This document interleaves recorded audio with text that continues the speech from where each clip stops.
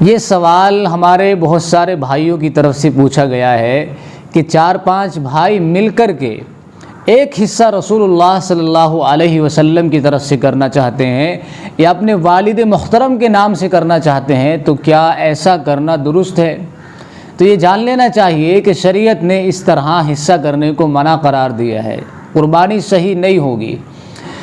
قربانی کے صحیح ہونے کا طریقہ یہ ہے کہ 4-5 بھائی جو بھی ہیں وہ اپنے اپنے حصے کی رقم کا مالک ایک بھائی کو بنا دیں، پھر وہ بھائی اس رقم سے وہ حصہ کرے جو رسول اللہ صلی اللہ علیہ وسلم کے نام سے ہونا ہے یا والد محترم کے نام سے ہونا ہے، کیونکہ شریعت کا مسئلہ ہے کہ کوئی بھی حصہ قربانی کا 7ویں حصے سے کم نہ ہو۔